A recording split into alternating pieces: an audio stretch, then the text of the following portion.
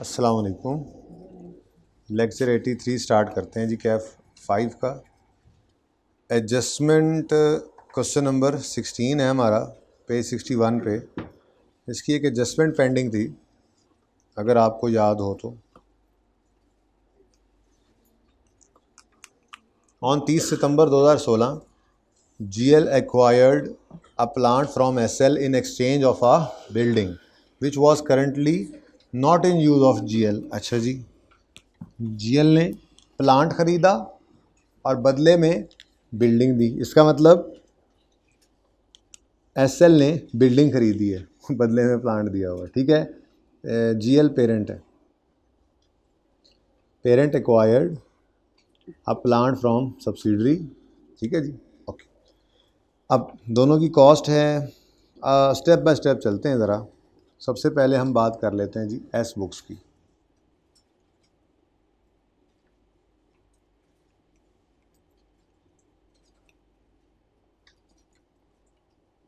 Parent ने S से plant ख़रीदा है, तो फिर एस ने वो प्लांट बेचा है, तो डिस्पोजल ऑफ प्लांट। भाई ये बाद में ना, अब क्लास के बाद फिर कर लेंगे, रख लेंगे। क्लास शुरू होगी तो फिर सारे काम अब साइड पे हो गए। आप लोगों ने नहीं किताबें साइड पे रखी जी। डिस्पोजल प्लांट, ठीक है। अच्छा, अब ये जी प्लांट है, 200 कॉस्ट है, 60 इसकी एक्यूमुलेटेड डेप्रीसिएशन है। तो बुक वैल्यू कर लें। Book value 200 minus 60 140।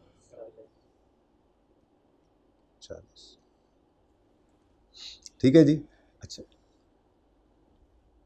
अगली बात, एक्सचेंज प्राइस 120 रुपये। थोड़ी देर के लिए एक्सचेंज को भूल जाएं, समझें कि बाज़ार से ये वाला हमने पैसे देकर ख़रीदना था। ठीक है, तो कितना कैश पैसे लेकर बेचना था, 120 रुपये का। ठीक है ना, क्योंकि वो ये कह रहा है कि exchange price is equivalent to fair value, यानी कि अगर आज बाहर बेच दें तो ये कितने का बिकता, 120 का। ठीक हो गया। अच्छा चलें, अब बताएं गेन या लॉस। लॉस, अच्छा ठीक है, लॉस आ गया 20 का। ठीक हो गया। थोड़ी देर के लिए इसको यहीं पे रोक देते हैं बात को, और पी की बुक्स में आ जाते हैं। पी बुक्स, अब पी के बारे में कहा जा रहा है उसने प्लांट ख़रीदा था और बदले में बिल्डिंग दी है, जो कि पी के अपने इस्तेमाल में नहीं है। ठीक है जी, अच्छी बात है, करंटली यूज़ नहीं कर रहा वो। तो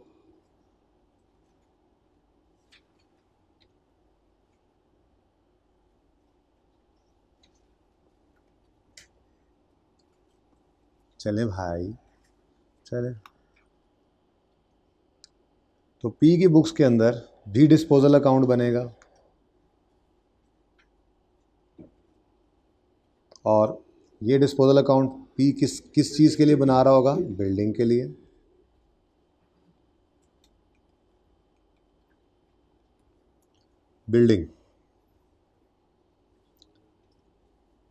बिल्डिंग 240 कॉस्ट, 130 एक्यूमुलेटेड डेप्रीसिएशन। तो बिल्डिंग की बुक वैल्यू 240 माइनस 130, 110 आ गया। और फेयर वैल्यू इसकी भी 120 ही है। ठीक है, तो 120 अगर बाज़ार में बेच दें तो ये कैश हमें मिल जाएगा। और प्रॉफिट एंड लॉस के अंदर बैलेंसिंग फिगर आ गई 10 का गेन। यहाँ पे लॉस है, यहाँ पे क्या आ गया, गेन आ गया। ठीक है जी।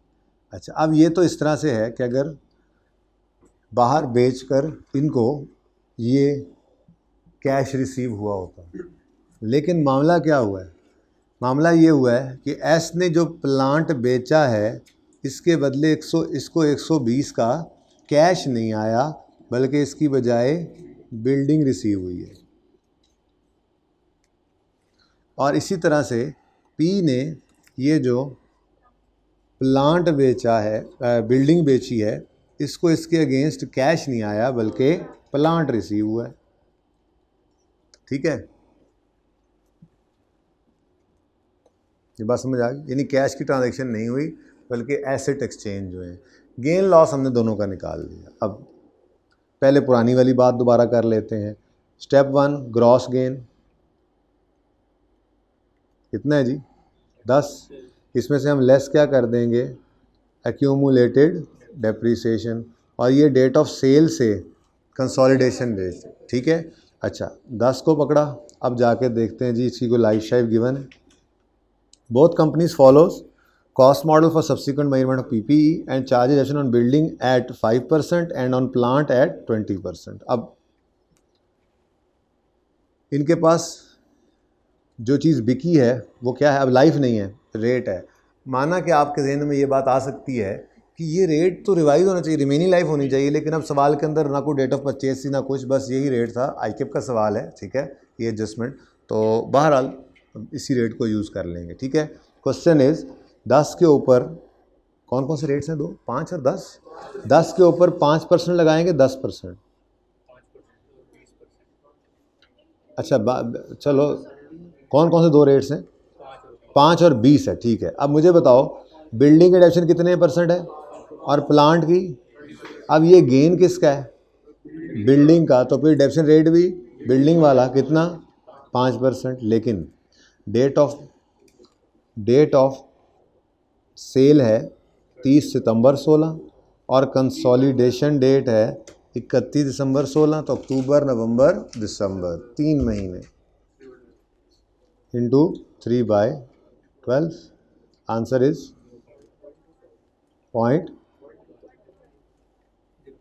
0.125।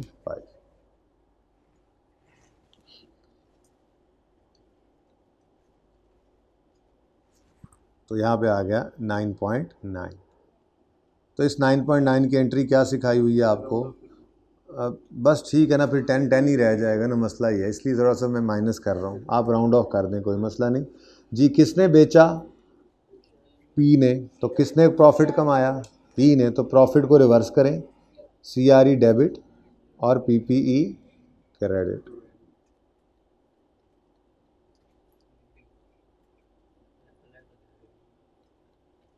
PPE यार बिल्डिंग कर लेना, कोई मसला नहीं, ठीक है, कोई बात नहीं, आप अलहदा कर देना।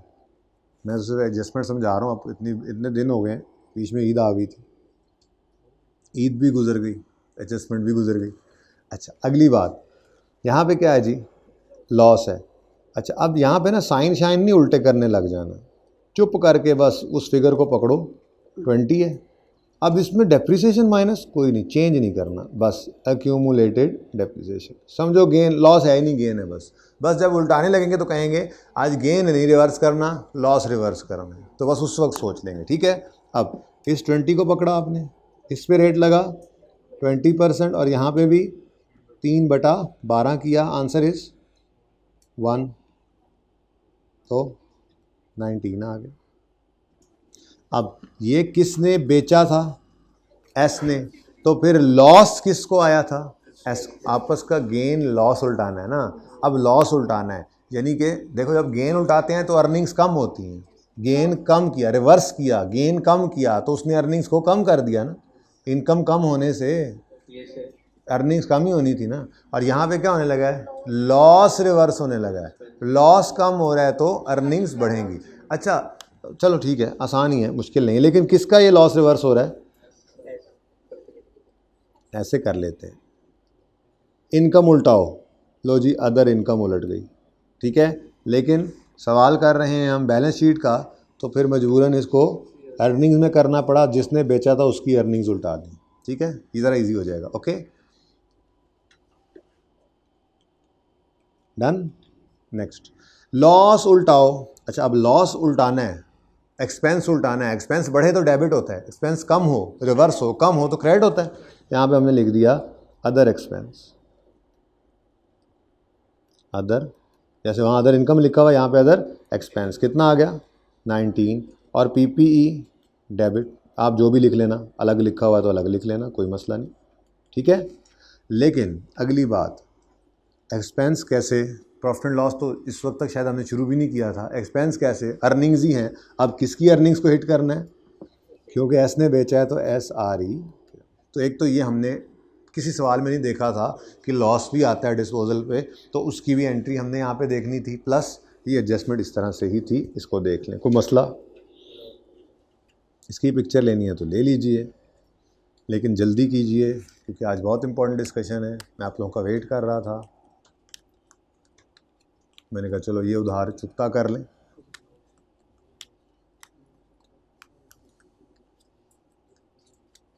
चलें आगे, भाई पिक्चर बना रहे, हो गई, डन। अच्छा जी, उसके बाद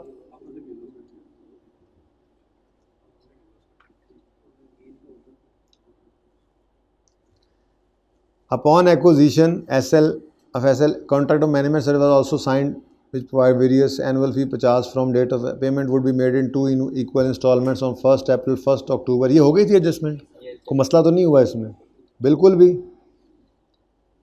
ये था following table set out fair values the value which have not been incorporated.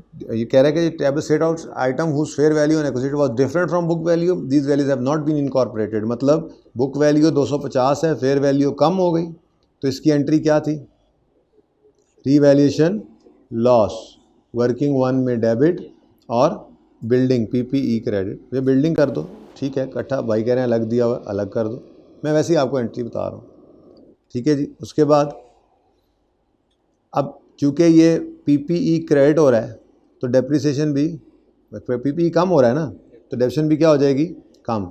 कितने से कम किया है, 80 से, 80 और 80। अब इसकी एंट्री क्या होगी, डेप्रिसिएशन बढ़ाने की एंट्री क्या होती है, डेप्शन डेबिट पीपीई क्रेडिट। यहाँ एसेट कम हो रहा है, डेप्शन कम करनी है, डेप्शन कम करने की एंट्री होगी PPE debit depreciation expense credit. और अगली बात पता ही है आपको कि ये कहाँ जाएगा, एसआरई, ठीक है, जितनी भी डेप्शन निकली होगी। अब ये डेट ऑफ एक्विजिशन से कंसोलिडेशन डेट तक है, ठीक है। लाइफ साइफ गिवन है कहीं पे नहीं, तो वो बिल्डिंग वाला और वो प्लांट वाला गिवन है, बस वही यूज़ कर लेना था। नेक्स्ट, इन्वेंट्री बढ़ रही है, इन्वेंट्री बढ़ रही है तो इन्वेंट्री डेबिट कम हो रही है, अच्छा सॉरी बुक वैल्यू है जी, दोनों का डिफरेंस देना था, बुक वैल्यू से, फिर यहाँ भी ऐसे ही किया था जी, बुक वैल्यू से फेयर वैल्यू कम है तो इन्वेंट्री क्रेडिट, तो revaluation loss in working month debit inventory credit, इसका तो डेप्शन का इम्पैक्ट भी नहीं होता। और प्रोविजन बढ़ी है, प्रोविजन का बढ़ना दरअसल डेटर की कमी है, बहरहाल हम प्रोविजन के हिसाब से देखते हैं, प्रोविजन क्रेडिट तो ये भी क्या है, लॉस, प्रोविजन का बढ़ना नुकसान की बात है, तो revaluation loss in working one, तो ये तीनों लॉस ही थे। रीवैल्यूएशन लॉस 80 से, रीवैल्यूएशन लॉस इन्वेंट्री वाले से, और revaluation loss he provision for doubtful debt का, ठीक है जी। कोई मसला और इसमें, कोई और मसला नहीं है, चल सकते हैं आगे। चलें फिर आज की डिस्कशन शुरू करते हैं, मेन डिस्कशन है, बहुत इम्पोर्टेंट है, इम्पोर्टेंट।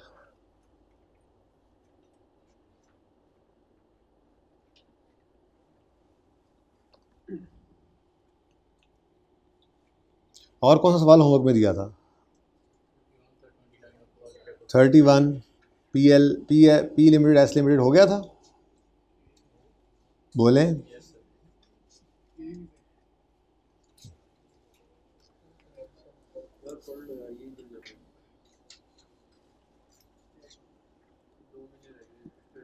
एक महीना रहेगा, एक महीना तो आपकी तैयारी का सारा तैयार करना है, अभी एक महीने में ये वाले पढ़ लो, पता नहीं 32 33 34 लेक्चर नज़र आ रहे हैं टोटल।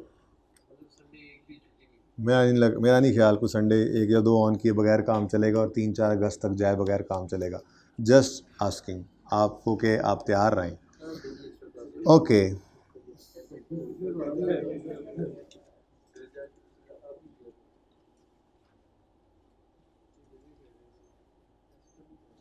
चुप करो। अच्छा जी, आपके सामने पेज नंबर 75 पे क्वेश्चन 32 है। इसको ओपन कर लें सब बच्चे। सफ़ा नंबर 75, सवाल नंबर 32। इसको बाद में देखते हैं, बल्कि आप पहुंच जाएं सफ़े पे, यहीं पे कहीं पे, फिर अगर कोई जगह मिले दाएं बाएं तो इसको नोट कर लेना, वरना अपने रजिस्टर पे नोट करना है। डिस्कशन छोटी सी कर रहा हूँ मैं। पेरेंट की बुक्स हैं जी, इसमें प्रॉफिट एंड लॉस होता है, जिसके अंदर आपको पता है कहानी शुरू होती है सेल्स से और चलते चलते नेट प्रॉफिट तक आती है। फिर बैलेंस शीट होती है इसकी पेरेंट की। फिर statement of changes in equity होती है, शेयर कैपिटल, रिटेन्ड अर्निंग्स वाली। ठीक है जी। अच्छा, उसके बाद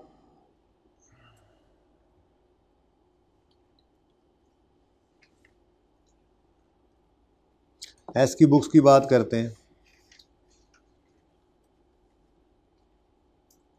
तो उसके अंदर भी ये सारी चीज़ें होती हैं, जिसको मैं ऐसे करके कॉपी पेस्ट कर लूँगा। सेम ही होती हैं ना, ये चीज़ें तो सेम ही होती हैं।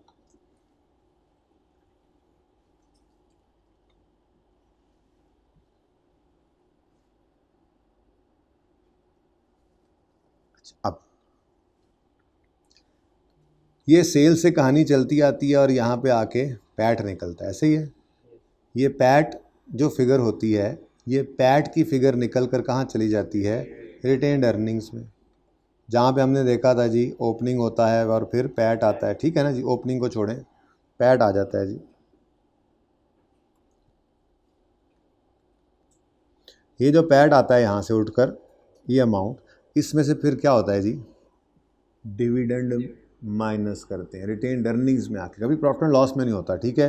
तो डिविडेंड मिसाल के तौर पे फुल डिविडेंड 50 रुपये जो सब्सिडरी ने अनाउंस किया, वो फुल डिविडेंड कितना है, 50।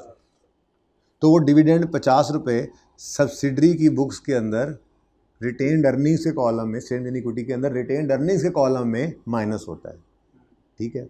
अच्छा, अब इस 50 में से एस का शेयर है, पी का शेयर है 30 रुपये। हमारे को एक सवाल के अंदर ये 50-30 फिगर थी, ठीक है ना, लास्ट किया हमने सवाल। तो इस 50 एस के 50 फुल डिविडेंड में से, सब्सिडरी के फुल डिविडेंड में से पेरेंट का हिस्सा है 30। वो 30 रुपये जो पेरेंट का हिस्सा है, वो पेरेंट की अदर इनकम के अंदर आता है। तो यहाँ पे होता क्या है जी, पीज शेयर ऑफ एस डिविडेंड, पीज शेयर ऑफ एस डिविडेंड, ठीक है जी। ये इसके अंदर इनकम में आ जाता है। लेट्स से कितना था, 30, ठीक है जी। अब इस चीज़ को आपने मद्देनज़र रखना है। मैं इस वक्त पेरेंट के डिविडेंड की बात नहीं कर रहा। पेरेंट का डिविडेंड तो पेरेंट के ओनर्स को जाना है, हमारी उसकी लड़ाई नहीं, वो आपस की ट्रांजैक्शन नहीं होती। मसला है इसका इनकम स्टेटमेंट के सवालों के। हमने बैलेंस शीट के सवालों के हिसाब से इसकी डिस्कशन की। हमने क्वेश्चन नंबर 12 किया था, 5 सिनेरियोज थे जिसके अंदर डिविडेंड डिफरेंट सिनेरियोज थे। उन्होंने किया था तो हम कुछ नहीं करते थे, नहीं किया था तो हम करते थे, वो सारी बात 5 सवाल एक दिन में किए थे। फिर हमने एक थोड़ी सी बात की थी वर्किंग 6 के पॉइंट ऑफ व्यू से कि डिविडेंड हम कब वर्किंग 6 में रिकॉर्ड करते हैं, अगर अकाउंटेंट ने रिकॉर्ड किया हुआ हो। यानी वर्किंग 6 दरअसल हमारे क्वेश्चन का पार्ट थी। हम रिटेन्ड अर्निंग्स का कॉलम बनाते थे सिर्फ वर्किंग 6 के अंदर, कुछ याद आ रहा है। और तीसरी चीज़ है इनकम स्टेटमेंट, यानी कि स्टेटमेंट ऑफ कम्प्रीहेंसिव इनकम। तो हमने आज का इस डिस्कशन को पूरा कर देना है, लेकिन आखिरी बार नहीं करना। ये कम से कम आगे देखें, एसोसिएट भी आ जाएगा तो सब्सिडरी ने साथ ही चलना है, ठीक है ना। तो इस एडजस्टमेंट ने कम से कम, एक तो जहन के अंदर ये रखें, कम से कम 3 से 4 दफ़ा, बल्कि 4 कम से कम इसके अलावा क्वेश्चंस ऐसे होंगे जिसमें ये वाली डिस्कशन होगी दोबारा, ठीक है ना। लेकिन समझ आज भी आ जाएगी इंशाल्लाह। बस जहन के अंदर क्या रखना है आपने, हम बात किसकी कर रहे हैं, डिस्कशन हो रही है सिर्फ dividend of S dividend, discussion of S dividend in both books, ठीक है जी। एस के डिविडेंड की दोनों की किताबों में, पेरेंट और सब्सिडरी दोनों की किताबों में डिस्कशन हो रही है जी।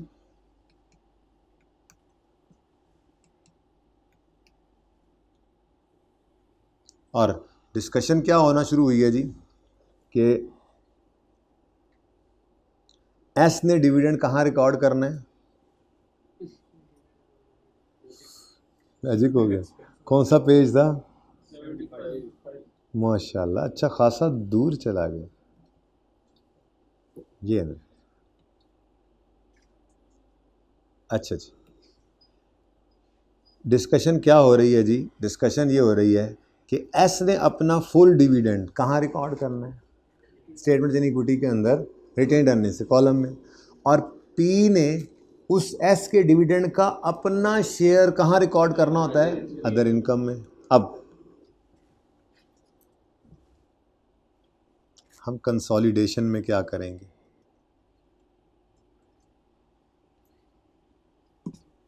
मैं दो एंगल से ये बात करना चाह रहा हूँ। Income statement, consolidated income statement की बात है, असल लड़ाई तो वहाँ पे चल रही है, ठीक है। पी ने अगर इसको रिकॉर्ड किया हुआ है तो हमने क्या करना है कंसोलिडेशन करते हुए? नहीं किया हुआ तो हमने क्या करना है कंसोलिडेशन करते हुए? एस ने इसको रिकॉर्ड किया हुआ है तो वर्किंग 6 में क्या करना है? रिकॉर्ड नहीं किया हुआ तो वर्किंग 6 में क्या करना है? दूसरी डिस्कशन हमारी ये होगी, ठीक है। अब मेरा आपसे सवाल है, हम पेरेंट और सब्सिडरी के प्रॉफिट एंड लॉस अकाउंट को उठा के क्या करते हैं? ऐड। यानी सब्सिडरी की सारी सेल, सारी कॉस्ट ऑफ सेल, सारी इनकम, सारे एक्सपेंसेस, समझो सारा प्रॉफिट हम ऐड करते हैं और फिर एनसीआई को अलग कर देते हैं, ठीक है ना। अब कंसोलिडेशन करते हुए हमने सिर्फ इस सेल को और इस पूरी सेल को भी उठा लेना है और सारी इनकम, सारे एक्सपेंसेस को उठा लेना है। तो एक बार सारे प्रॉफिट्स को उठाकर हमने यहाँ पर ऐड किया होता है कंसोलिडेशन करते हुए, आगे कंसोलिडेशन में ऐड किया होता है। और फिर हम क्या करते हैं, इन प्रॉफिट की डिस्ट्रीब्यूशन को भी उठाते हैं और उठा के, क्योंकि अगर पी ने, ये बड़े ध्यान से सुननी और आराम से सुननी, बस यही पॉइंट है समझो, आज सवाल में तो इतनी जान नहीं, अगर ये समझ आ जाए तो। हम कंसोलिडेशन करते हुए क्या करते हैं?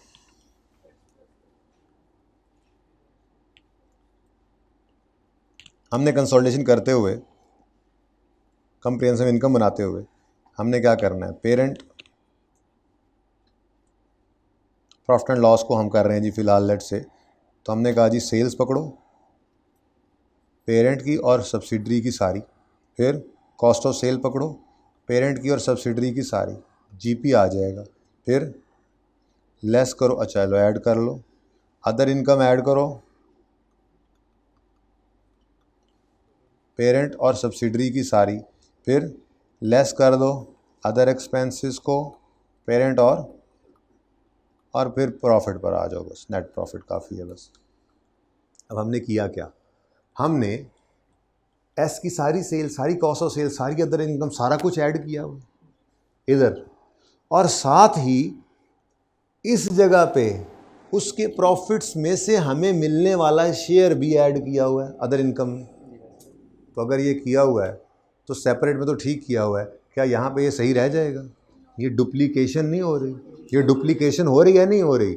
सारा कुछ ऐड कर दिया है, सारी इनकम्स, सारे एक्सपेंसेस, यानी समझो सारे प्रॉफिट्स एक बार ऐड किए, और फिर उसने जो प्रॉफिट्स में से बांटा था वो भी इधर अदर इनकम में हमने अपनी वाली में ऐड किया हुआ है। तो ये तो दो दफ़ा चीज़ें ऐड हो गई।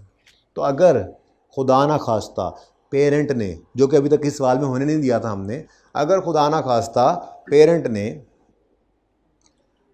पेड एंड रिकॉर्डेड रखा हुआ है तो बैलेंस शीट के सवाल में तो टेंशन कोई नहीं थी, इनकम स्टेटमेंट के सवाल के अंदर गड़बड़ आ जाएगी। वो गड़बड़ क्या होगी? हम सारी इनकम, सारे एक्सपेंसेस, यानी सारे प्रॉफिट्स यहाँ पे ऐड किए खड़े हैं, तो फिर अदर इनकम के अंदर हम उस डिविडेंड को ऐड ना करें, वो कंसोलिडेट। हम क्या करते थे बैलेंस शीट में? क्या करते थे बैलेंस शीट में? क्या करते थे? सारे एसेट्स, सारी लाइबिलिटीज ऐड करते थे और एनसीआई को थोड़ा सा अलग कर देते थे। इन्वेस्टमेंट को उठाया, उठा के बाहर फेंका, ठीक है, सारे एसेट्स आए, गुडविल आ गई, सब कुछ आ गया, सारे एसेट सारी लायबिलिटी उठाए और सब्सिडी के हमने ऐड कर लिए। कंट्रोल शो करते थे और एनसीआई को अलग कर देते थे। यहाँ पे भी कंट्रोल शो करते हुए क्या करते हैं, सारी सेल, सारे एक्सपेंसेस, सारी इनकम सब्सिडी की उठा लेते हैं और एंड पे जाके प्रॉफिट में से कहते हैं भाईजान ये एनसीआई आपको। ऐसे ही होता है ना। अब अगर आपने सब्सिडरी के सारे सेल, सारे इनकम, सारे एक्सपेंसेस यानी सारे प्रॉफिट्स ऐड कर दिए हैं यहाँ पे अपने पास, इस इनकम स्टेटमेंट के अंदर सब्सिडरी के सारे प्रॉफिट्स पड़े हैं, तो फिर प्रॉफिट्स में से बटे हुए डिविडेंड का अपना शेयर यहाँ पर रिकॉर्ड जब किया हुआ है आपने, अदर इनकम पड़ा है ना उसकी पी शेयर उसने रिकॉर्ड किया हुआ, देखो ठीक है। तो अगर यहाँ पे पड़ा हुआ है तो ये सारे प्रॉफिट्स भी आ गए और ये फिर प्रॉफिट का शेयर भी आ गए, तो ये क्या हो जाता है, डुप्लीकेशन। तो पहला रूल लिखो, अगर पी ने 30 रुपए का डिविडेंड रिकॉर्ड किया हुआ है तो हम कंसोलिडेशन करते हुए उसे रिवर्स करेंगे। रूल 1, अगर पी ने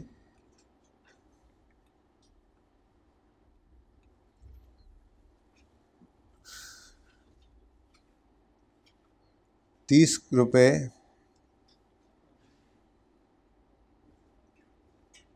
के डिविडेंड को रिकॉर्ड किया हुआ है,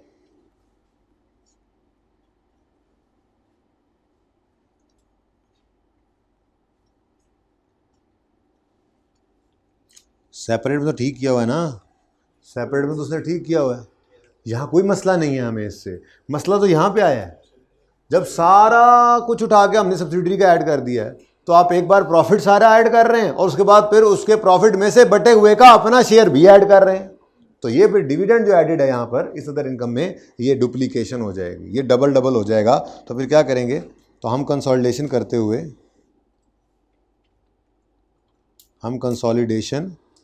करते हुए इसे रिवर्स करेंगे।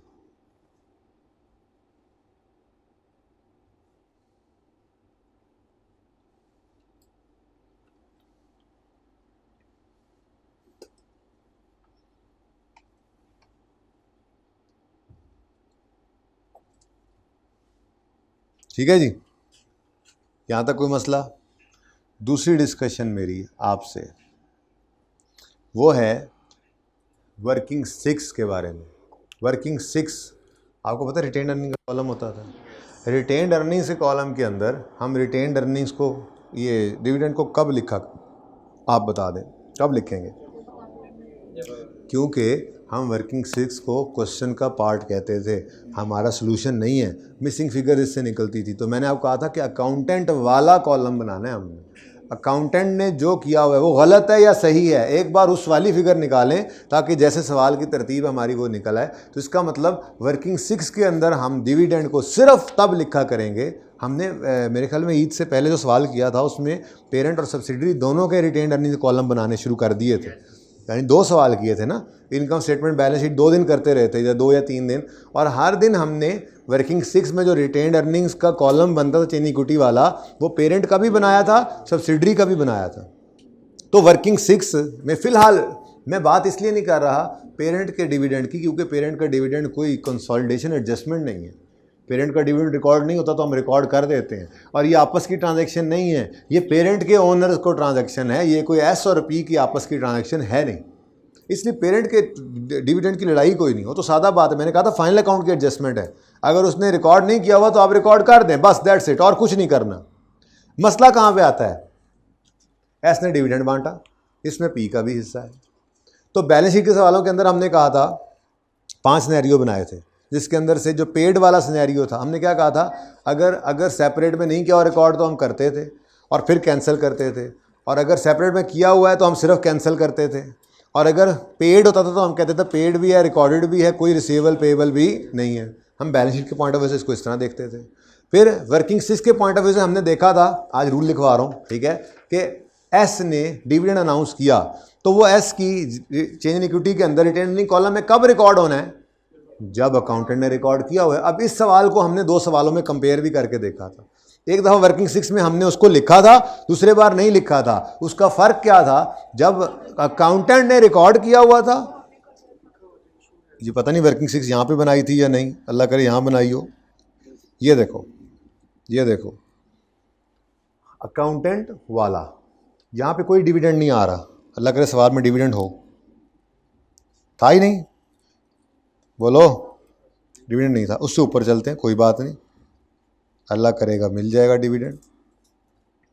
इसमें डिविडेंड है, एस डिक्लेयर डिविडेंड, वर्किंग 6 अल्लाह करे इधर ही बनी हो। ये देखो लिख कर काटा था कि अगर डिविडेंड, ये अकाउंटेंट वाला है, ये चेन इक्विटी का रिटेन अर्निंग का कॉलम जो है ये अकाउंटेंट वाला है, इसमें डिविडेंड सिर्फ तब रिकॉर्ड करना है जब अकाउंटेंट ने रिकॉर्ड किया हुआ है। हमने इस दिन रिकॉर्ड नहीं किया था, ठीक है, क्योंकि उसने ये कहा था it has not been recorded by both. किस सवाल में फिर हमने रिकॉर्ड किया था, कुछ याद है? नहीं किया अभी तक, तो लो फिर आ गया फिर आ गया केस ये वाला। ये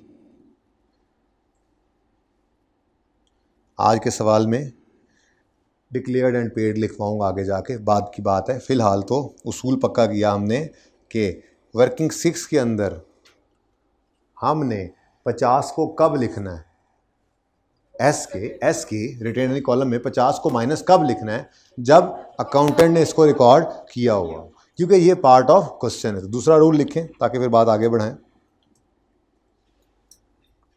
अगर एस ने 50 का डिविडेंड रिकॉर्ड कर लिया है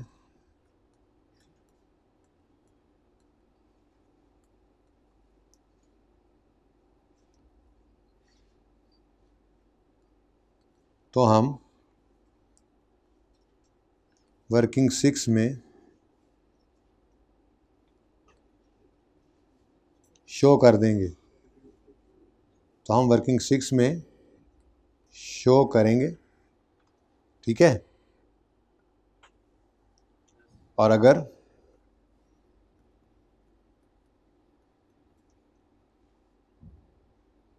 नहीं रिकॉर्ड किया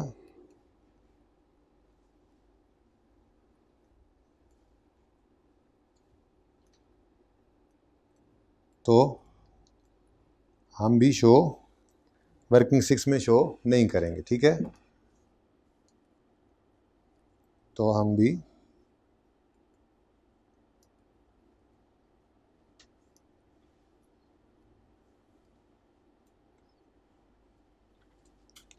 वर्किंग 6 में शो नहीं करेंगे।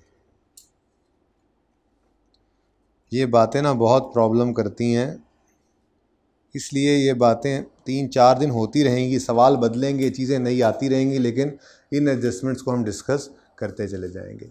यानी अब पूरी पिक्चर क्या है, जब भी कभी सवाल में डिविडेंड की एडजस्टमेंट आएगी हम उसको 3 एंगल से देखा करेंगे, क्योंकि हमारी तरतीब क्या है, सबसे पहले हम बैलेंस शीट का सवाल करते हैं, फिर उसके बाद इनकम स्टेटमेंट करते हैं ना। तो हमने जब भी डिविडेंड का सवाल आना है, डिविडेंड की एडजस्टमेंट आनी है, तो सबसे पहले बैलेंस शीट का सवाल करना है, तो सबसे पहले उसको बैलेंस शीट के पॉइंट ऑफ व्यू से देखेंगे, उसके बाद वर्किंग 6 के पॉइंट ऑफ व्यू से, बल्कि यूँ कह लें वर्किंग 6 के लिए तो सबसे पहले देखते हैं, क्योंकि वर्किंग 6 जब बननी है नॉर्मली तो वो स्टार्ट में ही बन जाती है। बहरहाल बैलेंस शीट के पॉइंट ऑफ व्यू से देखना है इसको, वर्किंग 6 के पॉइंट ऑफ व्यू से देखना है इसको, और फिर consolidated statement of comprehensive income के, यानी इनकम स्टेटमेंट के पॉइंट ऑफ व्यू से फिर देखना। बैलेंस शीट के पॉइंट ऑफ व्यू से देखना है तो क्वेश्चन 12 के 5 सिनेरियोज थे, उनमें हमें कोई मसला नहीं, उनमें हमें याद है।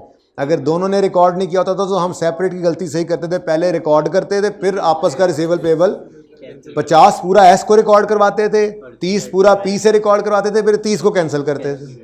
फिर सिनेरियो 2 आया था, हमने कहा जी पी ने रिकॉर्ड कर लिया, एस ने नहीं किया, तो हम एस का भी रिकॉर्ड करवाते थे और कैंसिल करते थे। फिर एक सिनेरियो आया, एस ने रिकॉर्ड किया हुआ है, पी ने नहीं किया, हमने कहा था पी से रिकॉर्ड करवाएं फिर कैंसिल करेंगे। फिर चौथा सिनेरियो आया था, दोनों ने रिकॉर्ड कर लिया है, तो हमने कहा बहुत अच्छी बात है, रिकॉर्ड कर लिया तो कुछ ना करें, सिर्फ कैंसिलेशन कर दें। और लास्ट सिनेरियो था पेड का, और पेड की एंट्री अकाउंटेंट वैसे नहीं भूलता, रिकॉर्डेड तो पक्की बात है, ठीक है। तो फिर बैलेंस शीट के सवालों के अंदर, बैलेंस शीट के सवालों के अंदर पेड वाले सिनेरियो में हमने डिविडेंड को क्या किया था, इग्नोर। ये जी पेड है तो रिकॉर्डेड है, रिकॉर्ड भी नहीं करना, और जब पेड है तो रिसीवेबल पेबल भी नहीं आ रहा, तो कहानी ख़त्म हो गई थी। ये सिनेरियो 5 था, आई थिंक 12 का सबसे ज़्यादा यही आता है, कन्फ्यूजिंग यही ज़्यादा होता है, लेकिन आपको मसला नहीं है। बैलेंस शीट के पॉइंट ऑफ व्यू तक सब ओके है। अब अगली बात आई वर्किंग 6। वर्किंग 6 में आपने कब शो करना है डिविडेंड? लड़ाई एस वाले डिविडेंड की है। वैसे रूल दोनों के लिए यही है, पी का भी और एस का भी, रूल दोनों का यही है, लेकिन लड़ाई असल में होती किसकी है? एस के डिविडेंड की ना, इसलिए मैं एस के डिविडेंड के पॉइंट से बात कर रहा हूं। वर्किंग 6 में एस का डिविडेंड कब रिकॉर्ड करना है? जब अकाउंटेंट ने रिकॉर्ड किया हुआ है तो आप भी शो कर दें उसको, नहीं किया हुआ तो आप भी शो नहीं करें। ये होगी वर्किंग 6 की कहानी खत्म। और अब आती है फाइनल कहानी, जो आपको सबसे पहले समझ आ गई, जो सबसे मुश्किल बात थी, सबसे पहले आपको वो समझ आ गई। वो क्या है? वो ये है कि अगर एस ने डिविडेंड बांटा और पी ने अपना हिस्सा रिकॉर्ड कर लिया तो नहीं करना था, ठीक है? ये गलत, मतलब वैसे अदर में सही है, लेकिन हम जब इधर आते हैं ना कंसोलिडेशन में, तो हम क्या कहते हैं? यार देखो, अगर आपने सारा एस ही रिकॉर्ड किया हुआ है तो फिर ये डुप्लीकेशन क्यों कर रहे हो? फिर आपने नहीं करना था रिकॉर्ड। वो कह रहा है मैंने सेपरेट में किया। हाँ, उधर ठीक ही है, लेकिन यहाँ नहीं करना था हमारे हिसाब से, तो इसलिए फिर यहाँ पे हम क्या कर देंगे? रिवर्स कर देंगे, ठीक है? ये डिविडेंड की डिस्कशन खत्म हो जाती है यहाँ पे आके, ठीक है? अब इसकी पिक्चर लेनी है तो ले लें, नोट करना है तो, लेकिन 1 मिनट में पॉज करें जरा जी। अच्छा जी, अब अपने सवाल पे आते हैं। और बड़े दिनों बाद ट्रायल से जान छूटी है हमारी। हमें प्रॉफिट एंड लॉस बनाना पड़ता था, आज वो गिवन है। प्रॉफिट की फिगर याद है ना, सेल, कॉस्ट ऑफ सेल वगैरह करते थे हम, तो मेरे ख्याल में 3 को सवाल किए हैं हमने इस तरह के। लेकिन आप कौन कौन नहीं आया आखिरी 3 दिन ईद से पहले? आपको क्या पता? आपको क्या पता? अच्छा, नाराज क्यों होते हैं? मेहनत की है आपने, मेरे पास तो नहीं ना आए थे आप लोग। ओके, चलें। P bought 60% of S on 1st August 15. The income statement for the year 30 June 16 are below. Revenue, cost of sale, GP, other income. इनको तो हम लिफ्ट ही नहीं कराते होते, you know. इनको हम ऐसे करके काटा वाटा कर देते हैं, क्योंकि हमने सवाल पहले बैलेंस शीट का करा दिया। लेकिन इस प्रॉफिट को नहीं अभी करना काटा वाटा, क्योंकि ये प्रॉफिट हो सकता है अभी चेन इक्विटी के अंदर यूज़ हो जाए। Okay, next.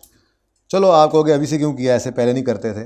पहले हम प्रॉफिट निकालते थे, फिर बाद में काटा वाटा करते थे, बाद में कर लेंगे, नो इशू, ठीक है? Next. Following balance sheet is of P and S on 30th June 16. Fixed assets, investment in S at cost, current assets, share capital, retained earnings, debenture, loan payable to P, current वाली liability जिनमें current है। Okay, now working 6 बनानी पड़ेगी। Changes in equity सवाल में बनी हुई नहीं अवेलेबल, तो पहले वही बनाते हैं, ज़रा उसकी प्रैक्टिस भी हो जाएगी ज़रा फटाफट। बल्कि आप 1 मिनट लगाएं और बनाएं। P और S दोनों की चाहिए मुझे। वर्किंग 6, रिटेन्ड अर्निंग्स का कॉलम, चेंज इन इक्विटी में रिटेन्ड अर्निंग्स का कॉलम।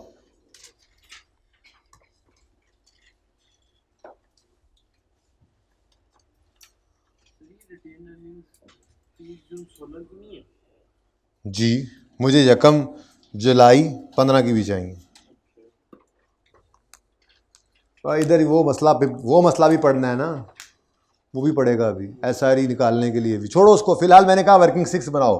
वर्किंग 6 बना लिया करेंगे, या तो सवाल में गिवन हो, नहीं तो हम बना लिया करेंगे। 1 मिनट का तो काम है।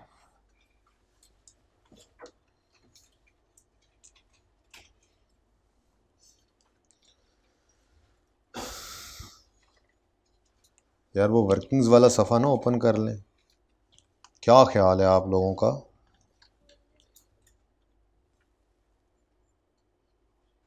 अनटाइटल्ड पेज है ना? यस। ओ मिंट, यार बड़ी वर्किंग्स है सफ़े के ऊपर। ओह, बड़ा कीमती सफ़ा बनता जा रहा है ना। आपका रजिस्टर जैसे कीमती है ना, बिल्कुल वैसे ही। भेज दूँ ये वर्किंग? ये मुफ्त है, जो लेना चाहे।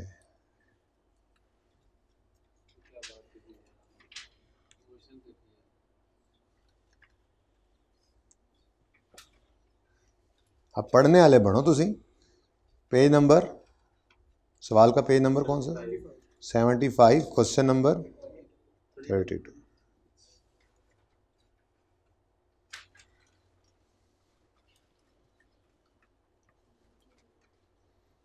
जी, वर्किंग 6 वर्किंग 6 के आगे मैंने लिखा पार्ट ऑफ क्वेश्चन, इसलिए इसकी जगह पक्की रखी थी, पार्ट ऑफ क्वेश्चन है, ठीक है।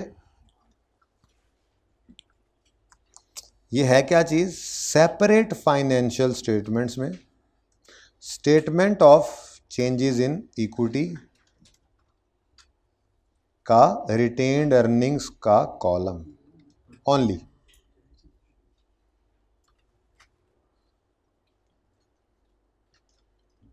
सेपरेट फाइनेंशियल स्टेटमेंट्स में statement of change in equity बना रहे हैं, लेकिन सिर्फ रिटेन्ड अर्निंग्स का कॉलम, ओके। अच्छा, पेरेंट भी और सब्सिडरी भी।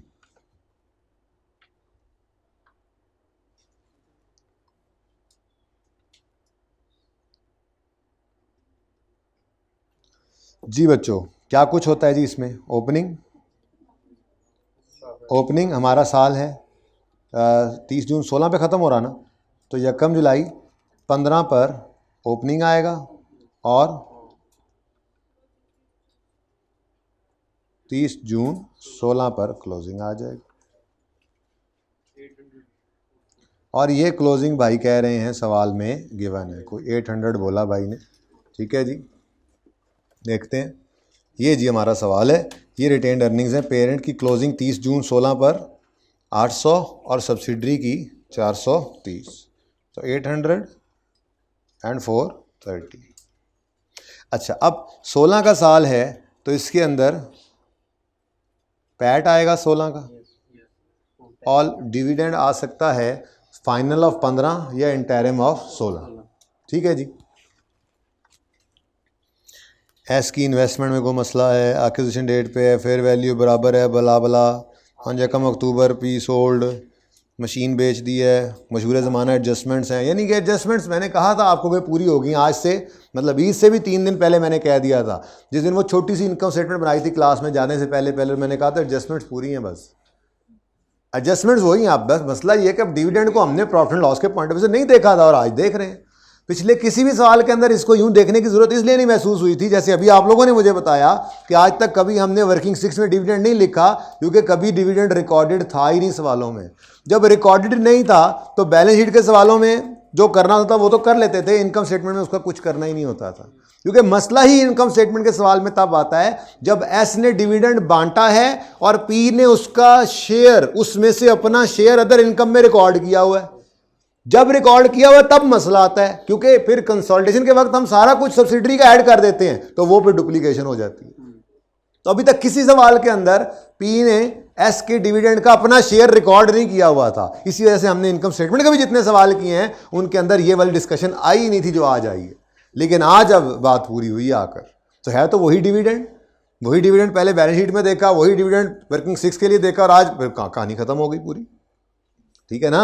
एडजस्टमेंट तो कोई नहीं बदल रही, वही सेल ऑफ फिक्स एसेट है, कभी गेन पे कभी लॉस पे, वही सेल ऑफ गुड्स है, कभी एस टू बी है कभी पी टू एस है, वही रिवैल्यूएशन है, वही सारा कुछ है भाई, कुछ भी नहीं बदल रहा है।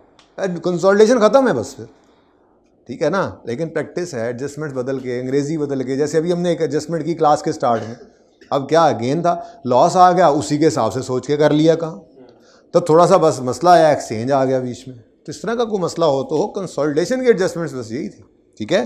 तो एस डिक्लेयर्ड। अच्छा मेरे बच्चों, ये जो कहानी है ना डिक्लेयर्ड वाली, ये खामोश है, अब क्या कर सकते हैं। देखो पिछले सवाल जो मैंने आपको दिखाए जिनमें डिविडेंड की बात थी, ज़रा उनको दोबारा देख लेते हैं। इसमें था डिविडेंड, इसमें नहीं था, कहाँ है। As declared interim dividend, it has not been recorded by both, इसी वजह से तो बचे थे, वर्किंग 6 में लिखा नहीं था, और फिर कंसोलिडेटेड ये इनकम स्टेटमेंट बनाते हुए मसला नहीं आया था, उसकी वजह यही है। खैर चलो, अभी तो मैं ढूंढने निकला हूँ कि वो बता रहा है कि जी डिक्लेयर हुआ है, ये दोनों ने रिकॉर्ड नहीं किया। इस सवाल में था, देखते हो ना साथ, 30वें में था, 30वें में 30th में मेरे ख्याल में नहीं है। अच्छा, उसके बाद 29 में था, आपको होमवर्क दिया था, 29 में नहीं था। उसके बाद 28 में था, yes, as declared interim dividend, it has not been accounted for by both, खुद बताया, इसीलिए इस वर्किंग सीरीज में भी बच गए थे हम लिखने से। असल तो वो बचना नहीं है, वो तो मैंने उस वक्त भी समझा दिया था। असल बचना तो वो बचना था जो आज बताया है कि इनकम स्टेटमेंट का सवाल करते हुए भी हम इसकी परवाह नहीं करते थे, इस वजह से क्योंकि पी ने रिकॉर्ड नहीं किया होता था। तो हम कहते थे अच्छी बात है, कोई बात नहीं, हमने तो सारा ऐसे ही ले लिया। अगर रिकॉर्डेड हो तो हमें रिवर्स करना पड़ता है। खैर बच गए, देखते आ रहे हैं देखते आ रहे हैं, आगे चलें। हैं ऊपर कैसे नहीं है, ऊपर वो 12वां सवाल है, वो उधर ही पहुंच जाएंगे, उसमें हैं ही सारे डिविडेंड, ठीक है ना। अब भाई समझ आई बात। दोनों सवाल जो अभी तक हमने देखे, सामने में 2 ही आए थे ना, उसके अंदर उसने क्या बोला, डिक्लेयर किया dividend, it has not been recorded, ठीक है। अच्छा, कहीं पे पेड वाला भी सिनेरियो आया था, वो भी ज़रा देख लें। कहीं पे तो आया था, मानो या ना मानो, आप मानो या ना मानो, 13वें सवाल में होगा, अगर 12वें में नहीं है तो। 12वें तो सब कुछ ही है। ये देखो नहीं है, 16 में ही है पेड वाला। ये देखो SL पेड, पेड कौन सा सिनेरियो था, सिनेरियो 5। तो हमने कहा था पेड है तो फिर रिकॉर्डेड, क्योंकि कैश की एंट्री अकाउंटेंट भूलता नहीं है। तो सवाल खामोश था, एस पेड इंटरिम डिविडेंड, बस चुप। भाई पेड है तो रिकॉर्डेड है, पक्की बात है। 2 सवालों में उसने क्या कहा, declared not recorded by both, या उससे पहले क्वेश्चन 12 में उसने मुख्तलिफ सिनेरियोज बनाए थे, declared not recorded by both, not recorded by one, recorded by one, ऐसा करके डिफरेंट सिनेरियोज बनाए। लेकिन मुकम्मल सवालों के अंदर ये 3 हो गए। अब इसमें क्या बोला उसने, पेड, क्या बोला उसने, पेड। हमने क्या कहा, पेड है तो रिकॉर्डेड है, डू नथिंग, डू नथिंग, क्योंकि जो होना था पेड की एंट्री भूलता नहीं वो अकाउंटेंट, वो हुआ पड़ा है, और रिसीवेबल पेबल भी नहीं है। इससे आगे चले, फिर आए जनाब, चलते आए, बताना थी मुझे ब्रेक कहाँ लगानी है। चलते गई, ये तो सारी वो, अभी इनमें से एक सवाल भी रहता है जो शेयर्स देने का वादा, याद है। अच्छा, चलते आए, पता नहीं चली जा रहे हैं, सवाल ही नहीं आ रहा है। और यहाँ पे लगता है आएगा सवाल, एस डिक्लेयर्ड इंटरिम डिविडेंड। अब सिर्फ डिक्लेयर्ड लिखा है, पेड नहीं लिखा, लेकिन साथ ही उसने बता दिया it has not been recorded. अब ज़हन बनता जा रहा है आपका, इधर कोई नहीं आया, फिर आया सवाल, इसमें भी नहीं है। नेक्स्ट, एस डिक्लेयर्ड और नॉट रिकॉर्डेड। यहाँ से होते हुए आज हम ऐसे दोराहे पे खड़े हो गए जब वो कह रहा है, देखो 2 सिनेरियोज देखे थे, या तो उसने कहा था एस पेड, हमने कहा था पेड तो रिकॉर्डेड, टेंशन ही कोई नहीं, ठीक है। फिर 2 सवाल देखे, उसने बोला एस डिक्लेयर्ड, जगाना इसको, बड़ी अहम बात हो रही है, एस डिक्लेयर्ड, लेकिन साथ ही उसने बताया दोनों ने रिकॉर्ड नहीं किया। आज एक ऐसे मोड़ पे आ गए ज़िंदगी के कि पहले तो हमने हाईलाइटर को ज़रा कहा कि ज़रा तुम ज़रा तमीज़ में आ जाओ, वो गुस्से में आ गया तमीज़ में आने की बजाय। यही रविश है, एस डिक्लेयर्ड, पेड भी नहीं है कि कहीं ओहो पेड तो रिकॉर्डेड, ठीक है, एस डिक्लेयर्ड, और आगे चुप है। एस ने डिक्लेयर किया डिविडेंड, आगे चुप है। मेरा सवाल, क्या अज्यूम करेंगे, यही अज्यूम करेंगे कि सितंबर 2015 में डिविडेंड अनाउंस हुआ है और जून 2016 तक कोई लेने ही नहीं आया। पाकिस्तान है मेरे भाई, एक बार डिविडेंड अनाउंस करके तो देखो, अगले सुबह नाश्ता भी इधर ही आगे करेंगे लाहौर में, और आप जब पहुंचोगे दफ्तर तो बाहर लंबी लाइन लगी होगी, आप कहोगे ये क्या, लोग कहेंगे डिविडेंड लेने वाले आए खड़े हैं, डिक्लेयर नहीं किया था। आपको लगता है कि 8-9 महीने हो गए हैं और डिक्लेयर किया हुआ डिविडेंड तो कोई आया ही नहीं होगा। बात समझो, डिक्लेयर्ड डिविडेंड जब हो जाता है ना, तो फिर कोई इक्का दुक्का कोई मौत फौत वाला रह जाए तो रह जाए, वरना जिसने डिविडेंड लेना है भाईजान वो डिविडेंड लेने पहुंचे होते हैं अगले दिन ही। 9 महीने कौन इंतजार करता है।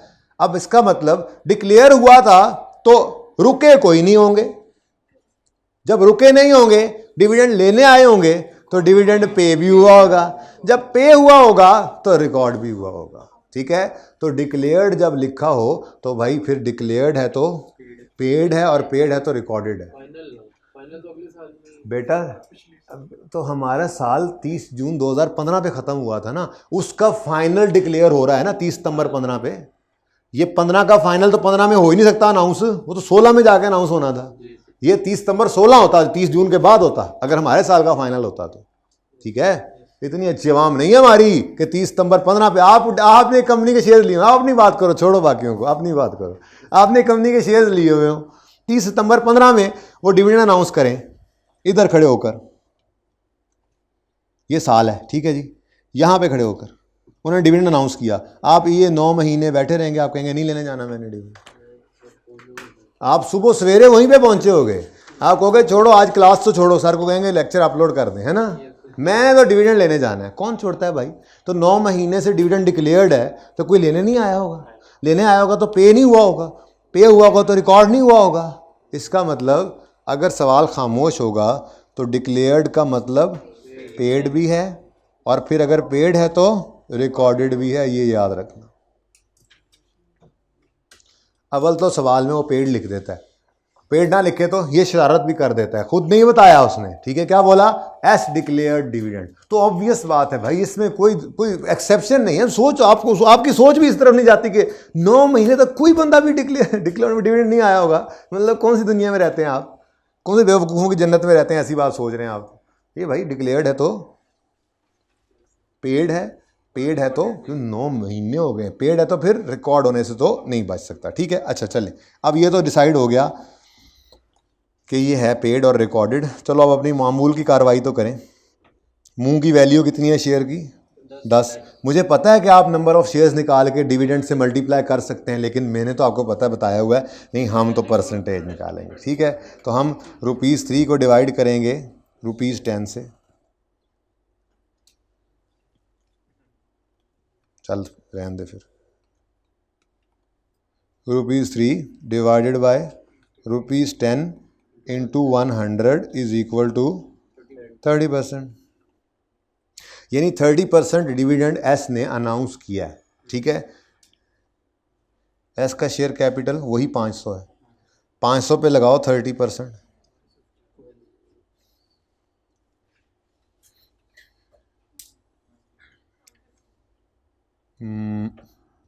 ठीक है, यहीं पे लिख लेते। अच्छा, अब 30% डिविडेंड की परसेंटेज आ गई। अब बताओ जी, 500 का 30% कितना बनता है? 1। ये 150 है फुल डिविडेंड, ठीक है। ये क्या है जी? मैं यूं लिख लेता हूँ, ठहर जाओ।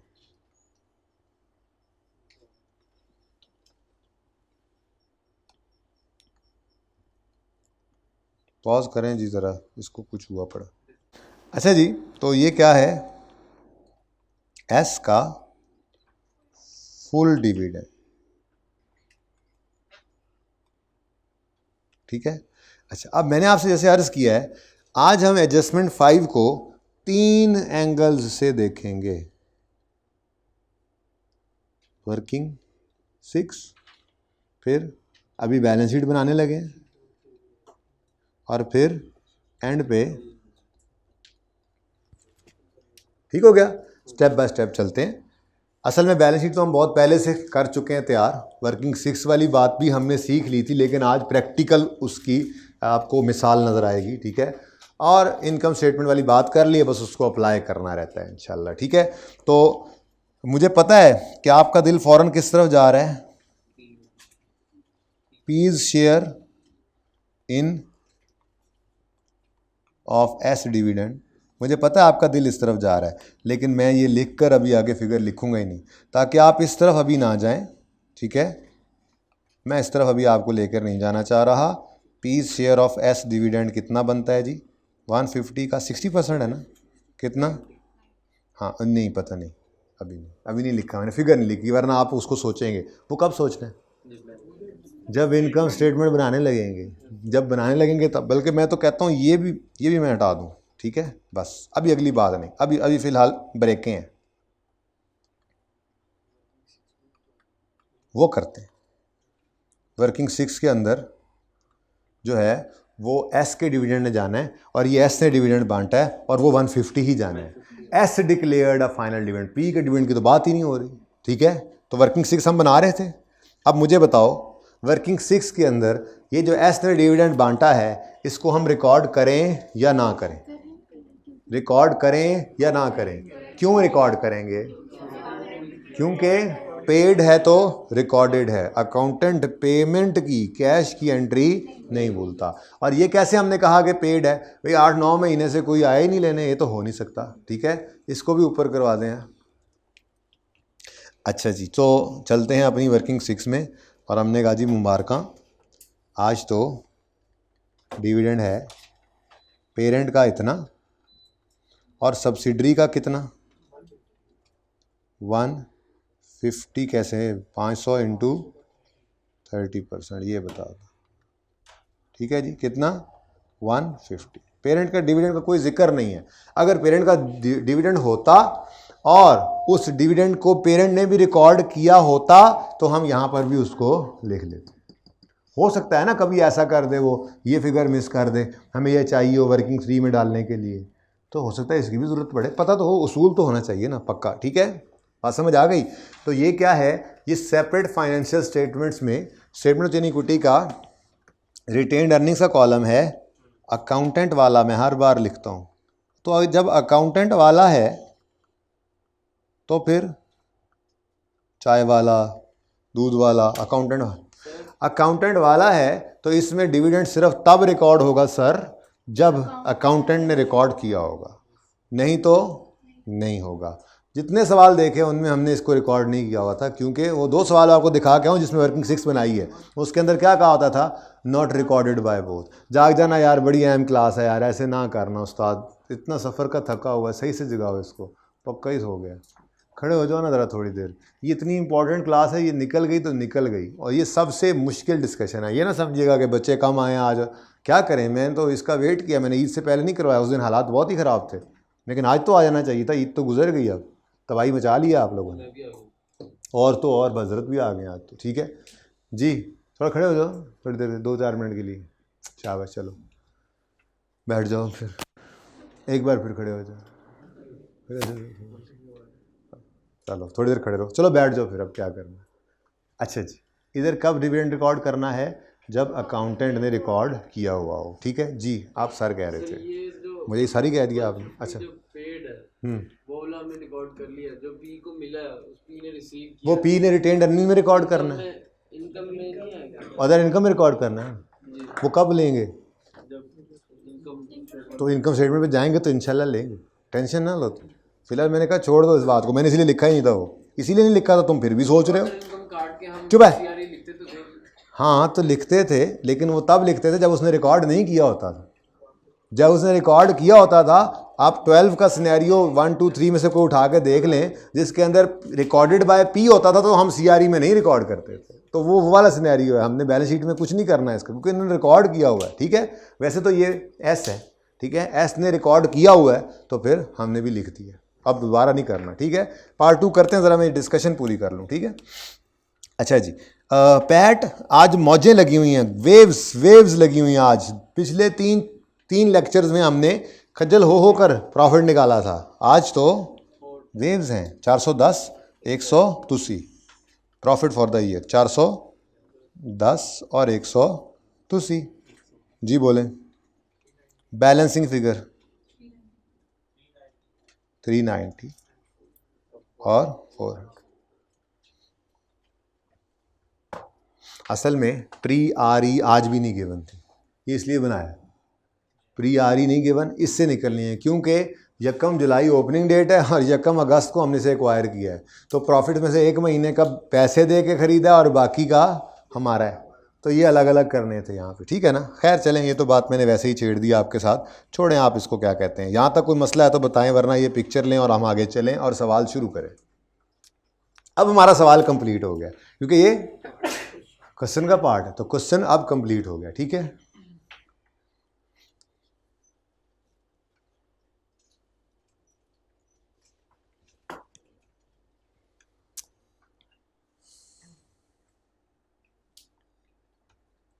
ठीक है, चलो, नहीं पिक्चर लेनी है अभी, नोट करना है।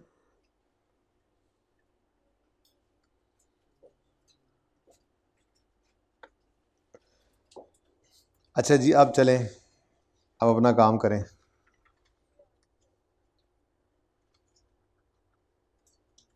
ये है ही नहीं कुछ, इवन ये भी नहीं है, अब तो ये भी नहीं है, हमें क्या करना है इसको, ये भी नहीं है ही नहीं। नज़र आ रहा है आपको? आपको उस दिन नज़र आ रहा था? नज़र आ रहा है आज भी?